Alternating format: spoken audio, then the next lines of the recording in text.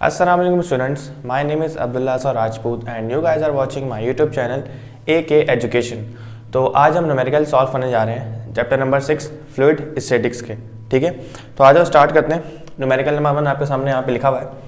हमसे कह रहे हैं कि in an hydraulic press a force of 20 newton is applied to a piston of area of 0.20 metre square.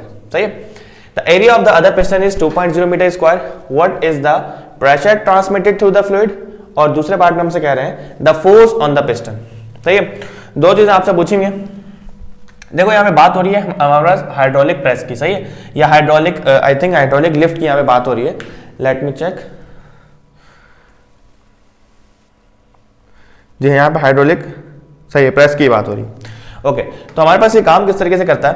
देखो हमारे पास काम इस तरीके से करता है कि हमारे पास इस तरीके से कुछ पाइप्स होते हैं। सही है, और ना यहाँ पे लगे हुए होते हैं पिस्टन। यहाँ पे पिस्टन लगा हुआ है एक, और एक यहाँ पे पिस्टन लगा हुआ है।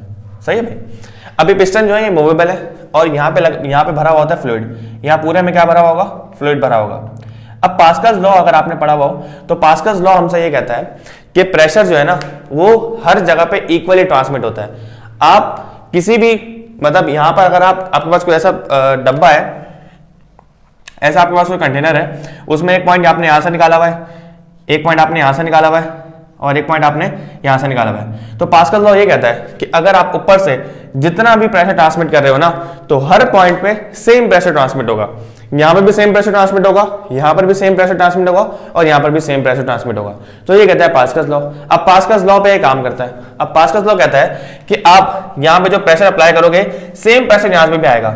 यानी कि अगर यहाँ का प्रेशर P1 है और यहाँ का प्रेशर P2 है, तो पास्कल्स लॉ कहता है कि P1 बराबर हो जाएगा P2 के, हमेशा P1 P2 के बराबर होगा। यानी कि प्रेशर हमेशा इक्वली ट्रांसमिट होगा। सही है, और प्रेशर की हमारे पास अगर जनरल फार्मूला मैं आपको बताऊं तो प्रेशर बराबर होता है perpendicular force per unit area. सही, ये प्रेशर की डेफिनेशन है। अब देखो करना क्या है हम लोगों ने, इन्होंने हमसे कहा है कि आपके पास जो पहला पिस्टन है ना, उसका जो हमें एरिया दिया हुआ है दैट इज 0.2 मीटर स्क्वायर।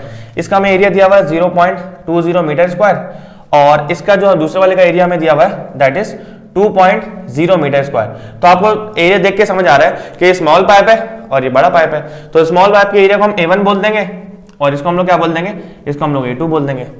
अब इन्होंने हमसे कहा है कि what is the pressure transmitted through the fluid, और हमें फोर्स दी हुई है, छोटे जो एरिया पे फोर्स लग रही है वो हमें दी हुई है 20 न्यूटन की। यानी कि यहां से जो आप फोर्स लगा रहे हो नीचे की तरफ दैट इज 20 न्यूटन, जिसे हम क्या बोल देंगे, जिसे हम F1 बोल देंगे। तो इन्होंने हमसे पूछा है कि कितना प्रेशर ट्रांसमिट होगा, आपको प्रेशर बताना है, और दूसरी बात उन्होंने कहा है कि the force on the piston, तो दूसरे वाले पिस्टन में कितनी फोर्स लग रही होगी, यानी कि F2 भी आपने बताना है। सही है, तो आसान सा न्यूमेरिकल सॉल्व करते हैं। पहले डेटा बनाओ उसको, कि जो छोटा वाला एरिया उसको मैं A1 बोल रहा हूं दैट इज 0.20 मीटर स्क्वायर, ये हमें गिवन है। सही है, A2 जो बड़े पिस्टन का area that is 2.0 metre square, और जो पहले पिस्टन पे फोर्स लग रही है यानी कि स्मॉल एरिया पे जो फोर्स लग रही है वो कितनी लग रही है, दैट इज F1, और वो है 20 न्यूटन। हमें दो चीजें फाइंड करनी है। नंबर ए पे जो हमने फाइंड करना है वो फाइंड करनी है F2 फाइंड करनी है, यानी कि बड़े वाले पिस्टन पे कितनी फोर्स लग रही है, यहां से यहां पे कितनी फोर्स लग रही है। एक वो बतानी है आपने, F2 बताना है, और दूसरा आपने बताना है कि कितना प्रेशर ट्रांसमिट हो रहा है। ऑब्वियस बात है, मैंने कहा कि P1 P2 के बराबर होगा, तो जितना प्रेशर यहां से ट्रांसमिट होगा उतना ही प्रेशर वहां से भी ट्रांसमिट हो रहा होगा, यानी कि P1 P2 आपस में क्या होंगे, बराबर होंगे। तो आज हम सॉल्व करते हैं इसको। सॉल्यूशन, सबसे पहले हम पास्कल लॉ को यूज करेंगे, और पास्कल लॉ का इस्तेमाल करके हम लोग F2 निकाल लेंगे। सही है, आपकी मर्जी, आप P भी पहले निकाल सकते हो। तो मैं यहां लिख देता हूं कि according to the Pascal's law, Pascal's law कहता है कि P1 is equals to P2, P1 हमेशा P2 के बराबर होता है। तो P1 का मतलब क्या होगा, प्रेशर बराबर होता है फोर्स अपॉन एरिया के। तो चूंकि यहाँ पे P1 है तो ये F1 अपॉन A1 हो जाएगा, और P2 की जगह पे आ जाएगा F2 अपॉन A2 आ जाएगा। सही है, हम इंटरेस्टेड है निकालने में F2, क्योंकि हमें बाकी सारी चीजें पता है। तो F2 A2 यहाँ पे क्या हो रहा है, डिवाइड, वहां जाके मल्टीप्लाई हो जाएगा। तो F2 जो है हमारे पास वो बराबर हो जाएगा, F2 बराबर हो जाएगा F1 multiply by A2 divided by A1। सही है भाई। अब देखो F2 is equal to F1 20 दिया हुआ है हमें, मल्टीप्लाई बाय A1 हमारे पास कितना है, A2 कितना है 2 डिवाइडेड बाय, और A1 हमें कितना दिया हुआ है 0.20 0.20।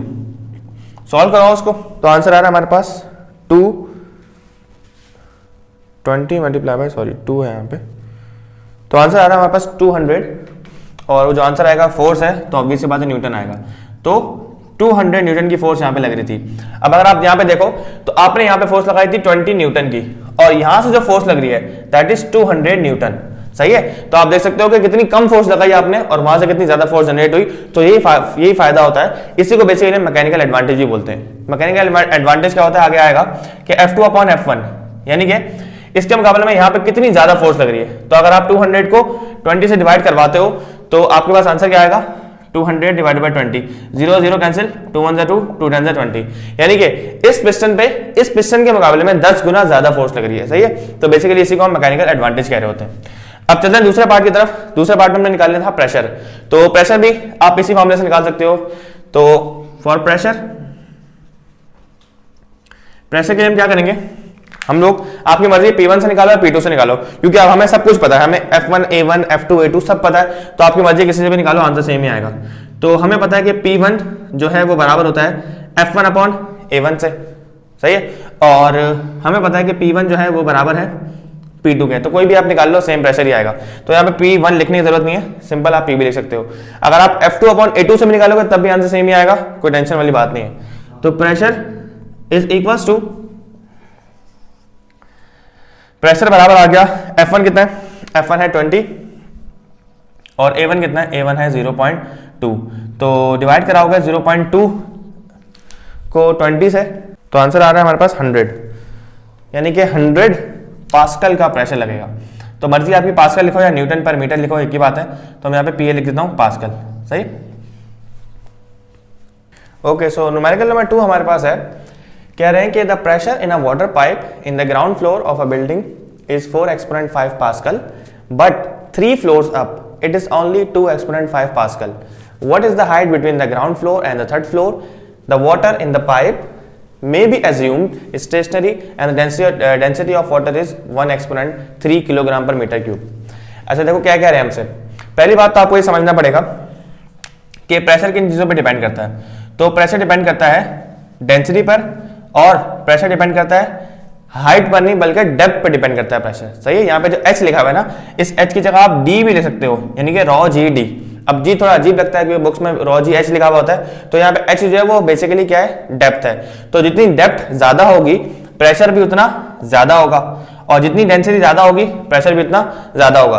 तो एक चीज तो आपको यहाँ से समझ आ गई होगी कि अगर मैं आपसे पूछूं कि ग्राउंड फ्लोर पर प्रेशर ज्यादा होगा या थर्ड फ्लोर पे, तो आपका जवाब होना चाहिए कि सर ग्राउंड फ्लोर पर प्रेशर ज्यादा होना चाहिए, क्योंकि ग्राउंड फ्लोर की डेप्थ ज्यादा है। ऑब्वियस सी बात है, हाइट थर्ड फ्लोर की ज्यादा है, हाइट नापी जाती है ग्राउंड से और डेप्थ नापी जाती है ऊपर से नीचे, समझ आ रही है ना। तो डेप्थ ऊपर से नीचे नीचे की नापी जाती है और हाइट जमीन से ऊपर नापी जाती है। ओके, तो अब देखो यहाँ पे आपको समझ भी आ रही है कि इन्होंने हमें यहां दिया हुआ है ग्राउंड फ्लोर का प्रेशर और यहां दिया हुआ है 3 फ्लोर ऊपर का प्रेशर। तो देखो यहाँ का प्रेशर ज्यादा है एज कंपेयर टू ये वाला प्रेशर।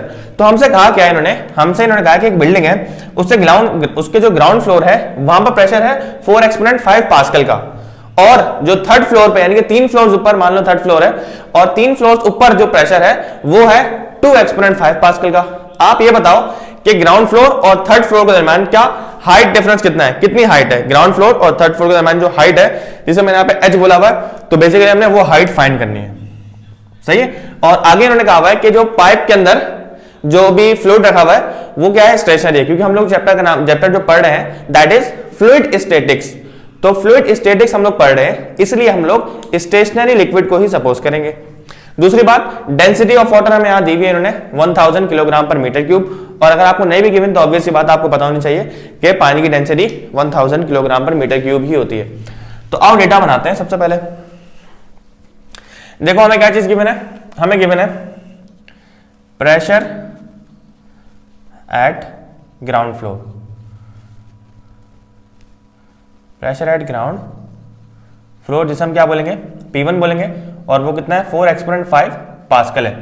दूसरी चीज जो हमें गिवन है that is pressure at third floor, third floor का प्रेशर हमें गिवन है जिसे हम P2 बोल देंगे and that is 2 exponent 5 pascal.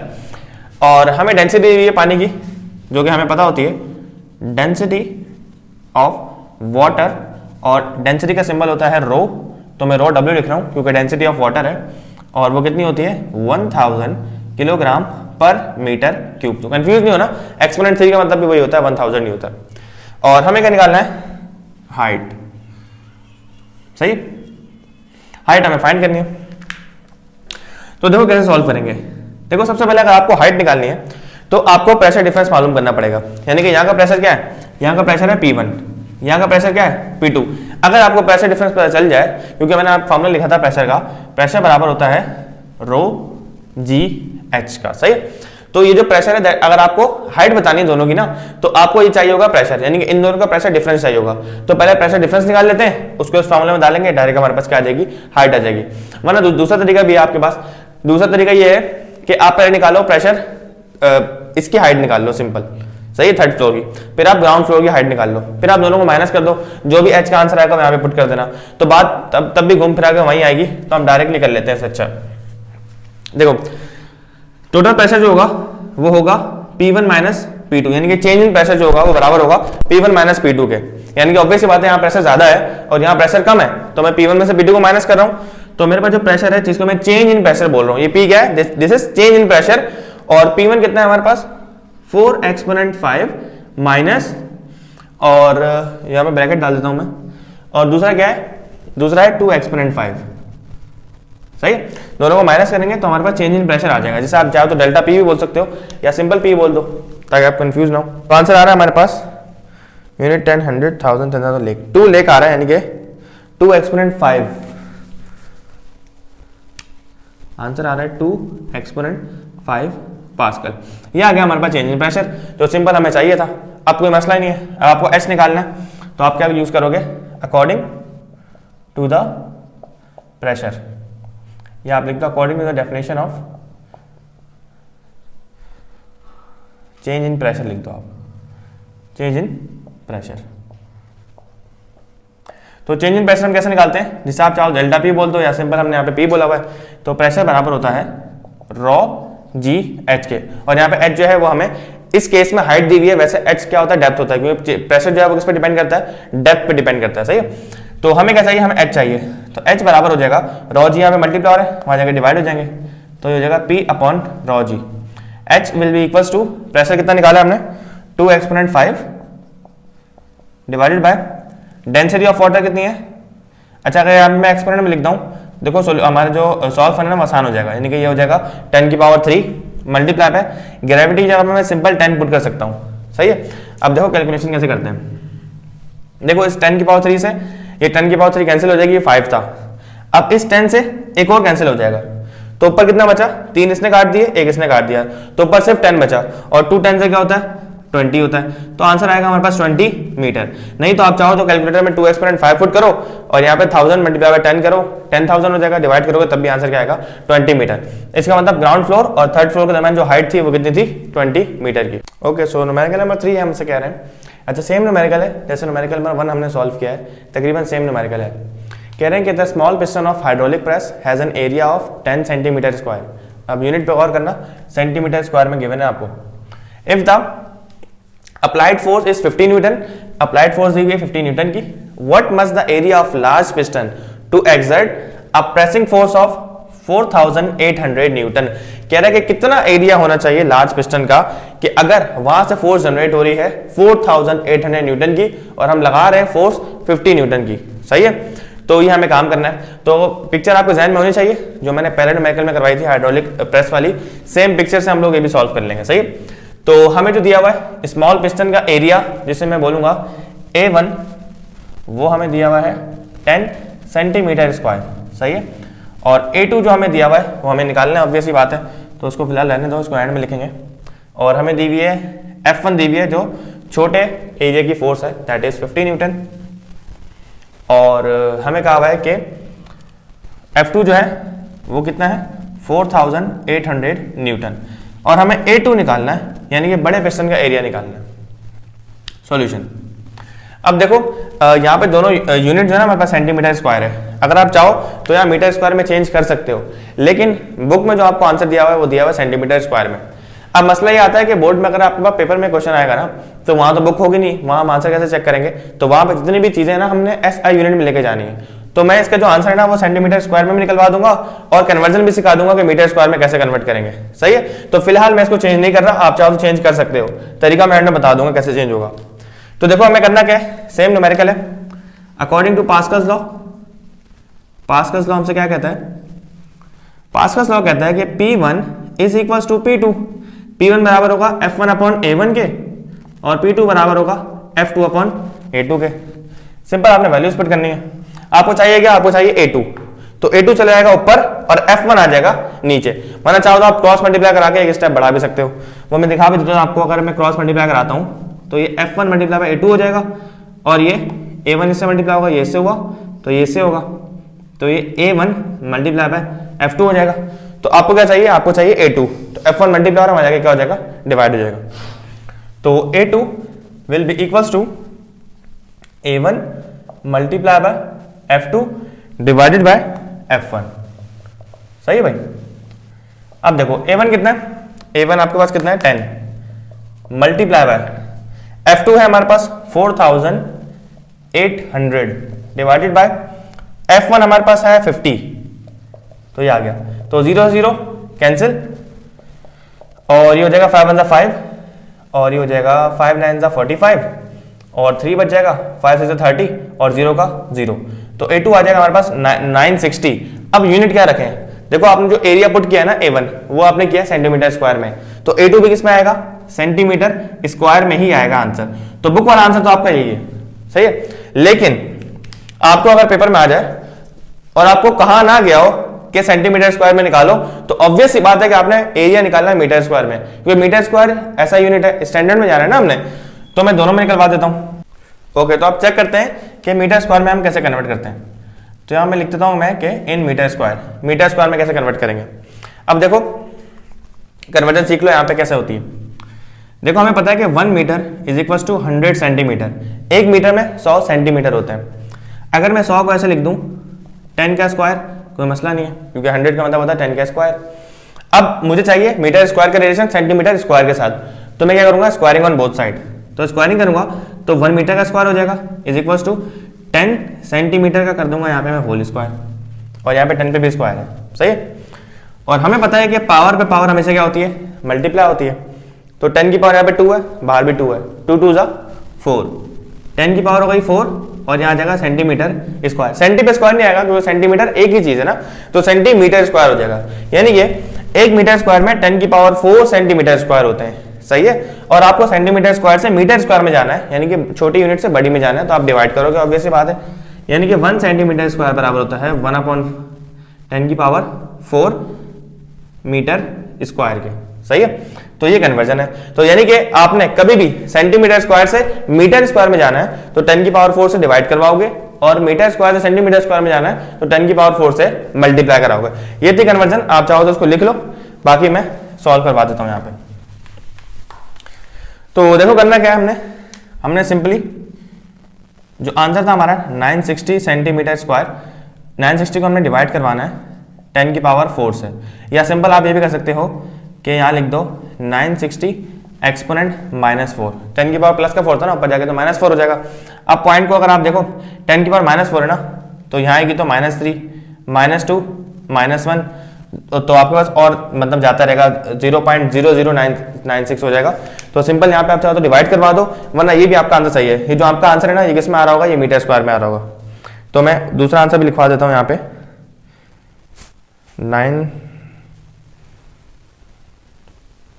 960 और नीचे हमारे पास आ रहा है एक्सपोनेंट 4, तो ये आ रहा है 0.096। सही है, तो ऐसा लिखो तब भी बिल्कुल सही है, या आप ऐसे लिखो 0.096 मीटर स्क्वायर, तो ये भी आंसर बिल्कुल ठीक है आपके पास। सही है, तो ये आंसर बुक वाला है, और अगर आप पेपर में आपको नहीं कहा गया हो कि आप सेंटीमीटर स्क्वायर में निकालो, तो आप हमेशा आंसर निकालोगे मीटर स्क्वायर में। ओके, सो न्यूमेरिकल नंबर 4 है, हमसे कह रहे हैं कि mechanical advantage of a hydraulic jack is 420। कह रहे हैं कि एक हाइड्रोलिक जैक है। हाइड्रोलिक जैक क्या होता है, जो हमारे पास हैवी ऑटोमोबाइल्स है ना उसको लिफ्ट करता है, वो जो डिवाइस होती है, जो मशीन होती है, उसको हम बोलते हैं हाइड्रोलिक जैक, और उसका हमें मैकेनिकल एडवांटेज दिया हुआ है 420। अच्छा, मैकेनिकल एडवांटेज की कोई यूनिट नहीं होती क्योंकि दो फोर्सेस का रेशियो होता है, तो यूनिट से न्यूटन कैंसिल हो जाता है, तो हमारे पास इसकी कोई यूनिट बचती नहीं है। अभी समझाता हूँ कि होता क्या है। Find the weight of the heaviest automobile that can lifted bye N applied force of 55 Newton. कह रहा है कि 55 न्यूटन की फोर्स लग रही है, 55 न्यूटन की, उससे आप कितनी हैवी से हैवी गाड़ी को आप लिफ्ट कर सकते हो, उठा सकते हो, तो आपने वो बताना है। तो देखो बेसिकली जो हमारा मैकेनिकल एडवांटेज है, जिसे हम लोग MA से डिनोट करते हैं, मैकेनिकल एडवांटेज, वो होता है दो फोर्सेस का रेशियो। यानी कि एक होती है आपके पास output force divided by input force. सही। आउटपुट फोर्स को हम लोग आम जबान में लोड भी बोलते हैं, और इनपुट फोर्स को हम क्या बोल रहे होते हैं, हम इसको एफर्ट भी कह रहे होते हैं। यानी कि कितनी एफर्ट लगा के आप कितना लोड लिफ्ट कर सकते हो या कितना वर्क कर सकते हो, that is called mechanical advantage. जितना मैकेनिकल एडवांटेज ज्यादा होगा, यानी कि उतनी कम से कम फोर्स लगा के आप ज्यादा से ज्यादा हैवी ऑटोमोबाइल को लिफ्ट कर सकते हो। सही है। तो हमें यहाँ पे मैकेनिकल एडवांटेज दिया हुआ है, इसे हम लोग कहते हैं, डिनोट करते हैं MA से, दैट इज 420। और जो हमें इनपुट फोर्स दी हुई है, इनपुट फोर्स जो हम अप्लाई करते हैं, जिसे हम लोग क्या कहते हैं, यहाँ पे लिखा हुआ मैंने एफर्ट बोलते हैं, और डिनोट करेंगे हम F1 से, वो कितनी दी हुई है 55 न्यूटन। और हमें आउटपुट फोर्स निकालनी है। आउटपुट फोर्स को हम क्या कहते हैं, हम लोड भी कहते हैं। सही, इसको हम एफर्ट भी कहते हैं, आप चाहो तो ब्रैकेट में लिख देना। तो हमें फाइंड करना है। तो देखो सिंपल सा फॉर्मूला है, तो आपके सामने यहाँ पे लिखा हुआ है कि मैकेनिकल एडवांटेज बराबर होता है, मैंने वैसे वाला फॉर्मूला कंप्लीट लिखा हुआ है वर्डिंग में, यहाँ पे सिंपल में लिख रहा हूँ कि F2 अपॉन F1। सही, ये हमारे पास, इसका हम F2 बोलते हैं और इसे हम लोग बोलते हैं F1। सही, तो F2 अपॉन F1 हमें क्या चाहिए, हमें चाहिए F2। सही, यहाँ पे लिख भी देता हूँ मैं कि हमें F2 निकालना है, इसको F2 से डिनोट करते हैं और हमें फाइंड करना है। तो F1 यहाँ पे डिवाइड हो रहा है, वहाँ जाएगा तो मल्टीप्लाई हो जाएगा, तो F2 जो है वो बराबर हो जाएगा mechanical advantage multiply by F1। Mechanical advantage है 420 मल्टीप्लाई बाय F1 है 55, दोनों को मल्टीप्लाई करो, आपके पास F2 यानी कि आउटपुट फोर्स आ जाएगी। सही, इतने न्यूटन का लोड ये हाइड्रोलिक जैक जो है वो उठा सकता है। सिर्फ आपने 55 न्यूटन की फोर्स लगाइए और आपके पास इतना बड़ा जो है वो लोड उठा सकते हैं। ओके, सो न्यूमेरिकल नंबर 5 है और इस वीडियो का लास्ट न्यूमेरिकल है ये। तो हमसे कह रहे हैं कि भाई a flat bottom river barge is 30 feet wide, 85 feet long and 15 feet deep. कह रहे हैं कि एक फ्लैट बॉटम रिवर बार्ज है। रिवर बार्ज क्या होते हैं, बेसिकली हमारे पास जो समंदर वगैरह में, दरिया वगैरह में जिनके पास सामान रखा जाता है और वो जो लोड लेके जा रहे होते हैं, सामान लेके जा रहे होते हैं, उसे हम रिवर बार्ज कह रहे होते हैं।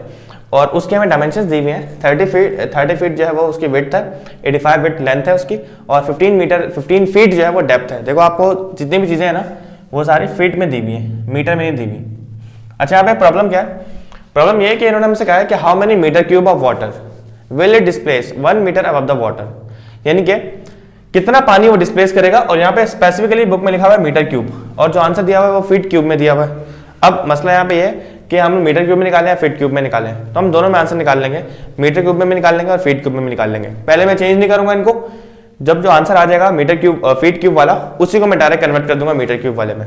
सही है, ताकि आपके पास दोनों कंडीशन फुलफिल हो जाए, बुक वाला आंसर भी आ जाए। और अगर पेपर में नहीं लिखा हुआ होता कि आप मीटर क्यूब में निकालो या मेंशन होता है मीटर क्यूब में निकालो, तो आप मीटर क्यूब वाला आंसर भी लिख सकते हो।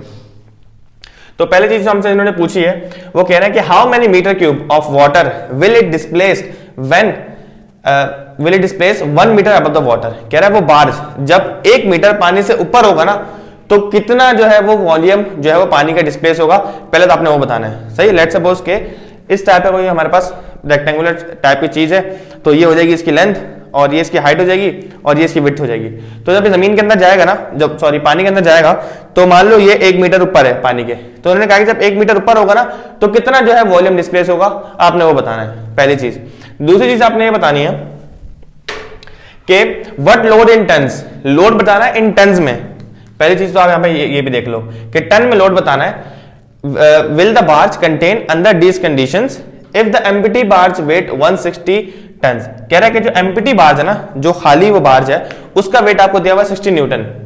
कह रहा है कि कितना लोड जो है, सॉरी 160 न्यूटन, और कह रहा है कि कितना लोड वो उठा सकता है। सही है।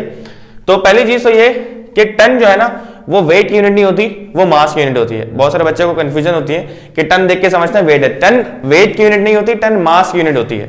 जैसे किलोग्राम होती है ना मास की स्टैंडर्ड में, वैसे हमारे पास टन हुआ करती है। तो आओ डेटा बनाते हैं। पहले दो पार्ट हमने सॉल्व करने, ए और बी। सबसे पहला पार्ट हमसे क्या कह रहे हैं कि हमें जो है वो डायमेंशन दी हुई है, पहले वो लिख लेते हैं। लेंथ जैसे मैं एल से डिनोट कर रहा हूं और वो दी हुई है 85 फीट। लेंथ के बाद विड्थ दी हुई है दैट इज 30 फीट, और मुझे डेप्थ दी हुई है मैं डी से डिनोट कर रहा हूं और वो दी हुई है 15 फीट। चेंज मैं नहीं कर रहा, चेंज करना सिखा दूंगा आपको मैं यहाँ पे। और हमसे कहा है क्या है कि how many metre cube. Metre cube volume unit है, ऑब्वियसली बात है। इसका मतलब आपको वॉल्यूम निकालना है, वॉल्यूम आपने फाइंड करना है। और यहाँ पे लिख भी देता हूँ मैं 1 मीटर अबव द ग्राउंड वाली बात हो रही है, 1 मीटर अबव द ग्राउंड। सही। दूसरी बात कि आपने पार्ट बी में क्या निकालना है, पार्ट बी में निकालना है कि व्हाट लोड, कितना लोड वो उठा सकता है, जिसे मैं एल बोल दूंगा, और वो निकालना है इन टन्स। सही। तो आप सॉल्व करते हैं। सबसे पहले पार्ट ए को सॉल्व करते हैं। पार्ट ए में हमसे कहा गया है वॉल्यूम निकालना है। सही। तो वॉल्यूम कैसे निकलेगा हमारे पास, सबसे पहले आपको वॉल्यूम का फॉर्मूला बताना चाहिए कि हमारे पास एक जाहिर सी बात है इसकी शेप जो है ना वो रेक्टेंगुलर होती है। तो वॉल्यूम का फॉर्मूला होता है, वॉल्यूम बराबर होती है length multiply by breadth multiply by height. सही है।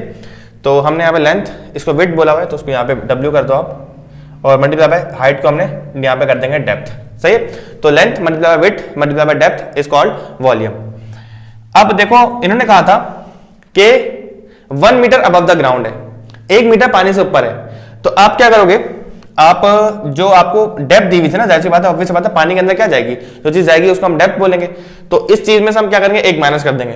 तो बहुत सारे बच्चे क्या करते हैं यहाँ पे बेवकूफी, क्या करेंगे, ये 15 में से 1 माइनस कर देंगे। भाई उन्होंने कहा है 1 मीटर अबव द ग्राउंड, तो आपको ये पता होना चाहिए कि 1 मीटर में कितने फीट होते हैं। तो आप यहां पे लिख दो कि 1 मीटर के अंदर 3.28 फीट होते हैं। सही है। तो 1 मीटर निकालना है, इसका मतलब 3.28 जो है वो माइनस करना है।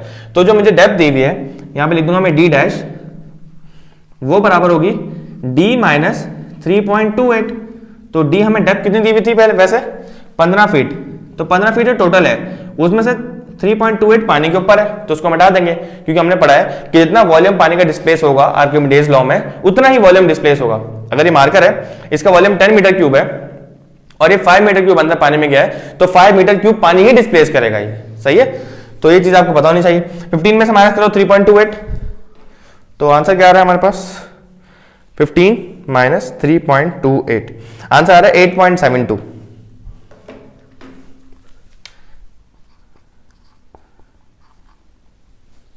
15 माइनस, सॉरी 12 लिख दिया यहाँ पे,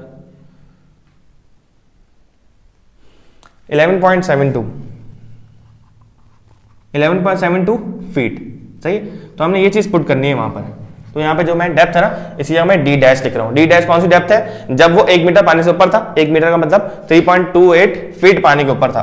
तो वॉल्यूम बराबर हो जाएगा, लेंथ है 85 मल्टीप्लाई बाय विड्थ है 30 मल्टीप्लाई बाय डी डैश कितना है अभी निकाला हमने, 11.72 फीट। सही है भाई। सबको मल्टीप्लाई कर देंगे, हमारे पास वॉल्यूम डिस्प्लेस आ जाएगा। आंसर आ रहा है हमारे पास, इसको एक्सपोनेंट में कन्वर्ट कर देते हैं। ओके। तो आंसर आ रहा है 2.98 एक्सपोनेंट 4, 2.9886 एक्सपोनेंट 4, और यूनिट क्या आएगी इसकी, फीट क्यूब आएगी। मीटर क्यूब में लिख देना, क्योंकि आपने सारी वैल्यूज फीट में पुट किए हैं, तो आपके पास आंसर आ रहा है फीट क्यूब में। अब निकाल लो मीटर क्यूब में। सही है। इन मीटर क्यूब में जाने के लिए क्या करेंगे, देखो आपको वही बात है, रेडिएशन पता होना चाहिए कि 1 मीटर में 3.28 फीट होते हैं। तो आपको 1 मीटर क्यूब में कितने फीट क्यूब है वो बताना है। सही है। तो दोनों तरफ क्यूबिंग कर दो, तो 1 मीटर क्यूब बराबर हो जाएगा 3.28 फीट का क्यूब। अब 3.28 का क्यूब निकाल लो पहले, तो 3.28 का क्यूब, तो आंसर आ रहा है हमारे पास 3 यानी कि 35.28, इसको मैं नॉर्मल में कन्वर्ट कर देता हूँ। ओके, तो आंसर आ रहा है 35.287, यानी कि 1 metre cube is equal to 35.287 feet cube के। सही, तो आपने फीट क्यूब से मीटर क्यूब में जाना है, यानी कि फीट क्यूब छोटी यूनिट है और मीटर क्यूब बड़ी यूनिट है। तो इस वैल्यू से आप क्या करोगे, डिवाइड करवा दोगे, तो आपका जो आंसर है वो किसमें कन्वर्ट हो जाएगा, वो कन्वर्ट हो जाएगा मीटर क्यूब के अंदर। सही है, तो यहां पे लिख दो आप के वॉल्यूम बराबर हो जाएगा 2.9886 एक्सपोनेंट 4 डिवाइडेड बाय 35.287। सही, अब देखो हम यहाँ पे वैल्यू से लेना है वो राउंड ऑफ ले रहे हैं, राउंडेड ऑफ ले रहे हैं, तो आंसर में थोड़ा बहुत फर्क आएगा, लेकिन थोड़ा बहुत फर्क आएगा, उतना चलता है। तो आंसर जो है हमारे पास आ रहा है 846.940। सही, अब जो आंसर है ना आपके पास वो आया है मीटर क्यूब के अंदर। सही है, तो पहला पार्ट तो आप लोगों ने सॉल्व कर लिया कि आपने वॉल्यूम निकाल लिया। अब देखो नेक्स्ट पार्ट में हमसे क्या कहा है इन्होंने, हमसे इन्होंने कहा है कि भाई आप ये बताओ कि कितना लोड वो लिफ्ट कर सकता है अगर खाली जो बार्ज था उसका वेट 160 टन है। तो आपको पहले कंडीशन बतानी चाहिए, पार्ट भी हम सॉल्व कर रहे हैं। तो देखो हमें आर्किमिडीज लॉ ये कहता है कि जितना भी, मतलब अगर आप ऐसे समझ लो कि ऐसा कोई रेक्टेंगुलर बार्ज है और एक तो खाली उसका वेट कितना है 160 टन है और ऊपर से आपने और लोड भी रखा हुआ है, जिसे मैं L बोल दूंगा, और ये मान लो उसका खाली वेट है, ये L है। तो हमसे ये कहते हैं कि भाई अगर ये फ्लूइड रुका हुआ है, स्टैटिक फ्लूइड है, तो जितनी फोर्सेस ऊपर से लगी होगी उतनी फोर्स नीचे से ऊपर लग रही होगी। अब पानी जो फोर्स लगाता है नीचे से ऊपर, उसे हम बोलते हैं अपथ्रस्ट, यानी कि जितनी फोर्स ऊपर से लग रही होगी उतनी फोर्स नीचे भी ऊपर से लग रही होगी, नीचे से भी लग रही होगी ऊपर की तरफ। तो ऊपर से कौन कौन सी फोर्सेस लग रही हैं, एक फोर्स लग रही है जो खाली बार्ज था उसका वेट, यानी कि उसका वेट नहीं हमें मास दिया हुआ है, सपोज करो कि यहाँ पे वेट होता, यानी कि 160 टन जो है वो ऊपर से नीचे लग रहा है, पहली चीज। दूसरी चीज कि उन्होंने कहा कि कितना लोड वो उठा सकता है, तो जितना लोड वो उठा रहा होगा वो भी ऑब्वियस सी बात है नीचे की तरफ होगा, लोड का मतलब वेट होता है, तो डायरेक्शन डाउनवर्ड होगी। तो पानी भी जो है वो नीचे से ऊपर की तरफ एक फोर्स लगा रहा होगा, जिसे हम बोलते हैं बॉयंट फोर्स या अपथ्रस्ट बोलते हैं। तो इस कंडीशन में अगर मैं यहाँ पे इक्वेशन फॉर्म करूं ना, तो इक्वेशन क्या बनेगी, इक्वेशन बनेगी कि पानी जो अपथ्रस्ट लगा रहा होगा, जो बॉयंट फोर्स लगा रहा होगा, वो बराबर होगी जितना लोड आप उस पर रख सकते हो प्लस जो खाली बार्ज का वेट होगा। सही है, तो आपने क्या निकालना है, आपने ये लोड निकालना है जो कि वो बार्ज उठा सकता है, लिफ्ट कर सकता है। तो होगा ये कि वेट यहाँ पे प्लस हो रहा है, वहां जाके माइनस हो जाएगा, तो लोड बराबर हो जाएगा upthrust minus weight, you for upthrust, W का मतलब खाली बार्ज का वेट है। सही है, तो इसको आप नाम देते हैं इक्वेशन नंबर ए का, क्योंकि ना तो आपको अपथ्रस्ट पता है ना तो आपको वेट पता है। सही है, तो पहले हम फाइंड कर लेंगे अपथ्रस्ट। तो यहां पे लिख देता हूं कि मैं फॉर अपथ्रस्ट, या आप इसको बॉयंट फोर्स भी कह सकते हो। अपथ्रस्ट निकालने का फॉर्मूला क्या होता है, अपथ्रस्ट बराबर होता है, जिसे हम यू से डिनोट कर रहे हैं, इसका फॉर्मूला होता है रॉ जी वी के। सही है, अब ऑब्वियस बात है पानी है ना, तो पानी की डेंसिटी क्या होगी 1000 होगी, तो ये हो जाएगा 1000 मल्टीप्लाई बाय ग्रेविटी, यहाँ पे मर्जी आप 10 पुट कर लो, 9.8 पुट कर लो, मल्टीप्लाई बाय। अब देखो वॉल्यूम कौन सा लोगे, अपथ्रस्ट जो है ना हमारे पास एक फोर्स है, तो आंसर न्यूटन में तब आएगा जब आप यहाँ पे वॉल्यूम जो है मीटर क्यूब में पुट करोगे, यानी कि स्टैंडर्ड पुट करोगे। तो ये मत पुट कर देना, ये पुट करोगे तो आपके पास जो अपथ्रस्ट का आंसर है वो पाउंड में आ रहा होगा, फिर आपको पाउंड से कन्वर्ट करना पड़ेगा। तो न्यूटन से कन्वर्ट करना आसान है, पाउंड से थोड़ा सा डिफिकल्ट हो जाएगा।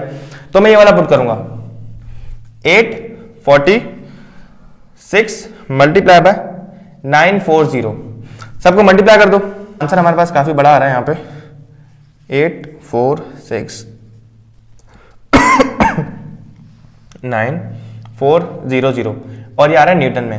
अपथ्रस्ट है ना, यानी फोर्स होती है तो न्यूटन में आंसर आ रहा है। तो अपथ्रस्ट हमने निकाल ली।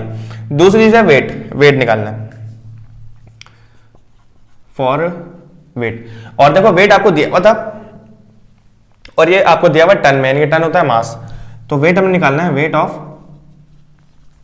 Empty barge.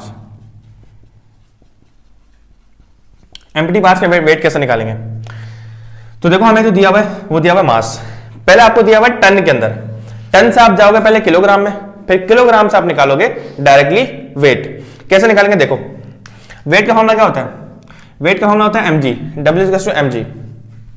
आपको जो वेट दिया हुआ है वो दिया हुआ है 160 160 मल्टीप्लाई बाय, आपको ये पता होना चाहिए कि एक टन के अंदर कितने किलोग्राम होते हैं। तो याद रखना, मैं यहां पे लिख देता हूं, बल्कि यहीं पे लिख देता हूं कि 1 ton is equal to 907 kg।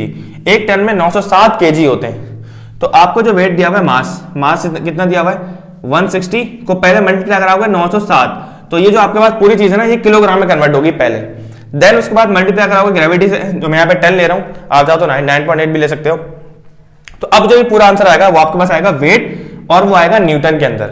सही है, तो आंसर आ रहा है 1,145,1200 न्यूटन। तो ये आ गया एम्प्टी बार्ज का वेट, ये आ गया अपथ्रस या बॉयंट फोर्स, ये आ गया एम्प्टी बार्ज का वेट। इन दोनों को आपने सिंपल माइनस करवाना है इक्वेशन नंबर 1 में पुट करके, और आपके पास जो है वो लोड आ जाएगा। तो मैं कोशिश करता हूं यहीं साइड पे कहीं करता हूं। सही, आप लिख देना यहाँ पे कि दोनों आपने U को और W को पुट करना है इक्वेशन नंबर 1 में। तो L जो है वो बराबर है, अपथ्रस कितना था 8469400 माइनस 1451200, दोनों को माइनस कर दो, सिंपल लोड आ जाएगा आपके पास 8469400 माइनस 1451200। तो आंसर है हमारे पास 7018200, और लोड है ना, यूनिट क्या बनेगी, न्यूटन ही बनेगी। सही है, एक्सपोनेंट में चाहिए तो आप क्या करो, 1 2 3 4 5 6, तो ये हो जाएगा 7.018 एक्सपोनेंट 6 न्यूटन। ये आपके पास जो आंसर है ना, ये आ रहा है न्यूटन में, लेकिन इन्होंने सवाल में हमसे कहा था कि व्हाट लोड इन टन्स। अब आप बताओ कितना टन्स है, जो आपके पास आंसर आया वो आया न्यूटन में। अब आपने टन में बताना है, तो देखो टन जो है ना उसका ताल्लुक है मास से। अब आपको आंसर दिया हुआ न्यूटन में, तो आप करोगे क्या, देखना आप यहां पे लिखो इन टन्स। टन्स में जाने के लिए क्या करेंगे, तो ये होगा 7.018 एक्सपोनेंट 6, ये था न्यूटन के अंदर। आप पहले न्यूटन में कन्वर्ट करोगे मास में। देखो आपके पास सिंपल फॉर्मूला क्या होता है, वेट बराबर होता है mg के। अगर आपको मास चाहिए होगा ना, तो आप क्या करोगे, आप वेट को डिवाइड कराओगे ग्रेविटी से। तो ये पहले वेट है, इसको मैं डिवाइड कराऊंगा ग्रेविटी से, यानी कि 10 से मैं डिवाइड कराऊंगा, अब ये बन गया मास। सही है, अब मास को किलोग्राम से टन में जाने के लिए क्या करेंगे, 907 से आप कराओगे डिवाइड। देखो हमने पहले टन से, ये रहा टन से किलोग्राम में जाने के लिए मल्टीप्लाई करवाया, अब मैं दोबारा किलोग्राम से टन में आने के लिए क्या कर रहा हूं, डिवाइड करवा रहा हूं। तो मैं यहां पे मल्टीप्लाई करा दूंगा 907 से, तो मेरे पास जो अब आंसर आएगा ना वो किसमें आएगा, वो आएगा टन के अंदर। तो 7.018 एक्सपोनेंट 6 डिवाइड में आ रहा है 10 मल्टीप्लाई बाय 907। तो आंसर जो हमारे पास फाइनली आ रहा है दैट इज 773.759, और आंसर जो आपके पास फाइनली आ रहा है टन के अंदर। सही है, तो बुक में जो आपको आंसर दिया होगा वो दिया होगा राउंड ऑफ करके। सही है, बहुत जब बड़ी वैल्यूज होती है ना, टन बहुत बड़ी आपके पास यूनिट है, तो आंसर आपके पास राउंड ऑफ करके दिया हुआ है। ये आंसर बिल्कुल ठीक है। आई होप के आपको अच्छे तरीके से समझ आ गया होगा। मुझे पता है थोड़ा सा मुश्किल था ये न्यूमेरिकल, लेकिन आई होप आपको समझ आ गया होगा। कोई भी क्वेश्चन है, कोई भी क्यूरी है, तो आप कमेंट सेक्शन में हमसे लाजमी पूछ सकते हैं। Thank you so much for watching. Allah Hafiz.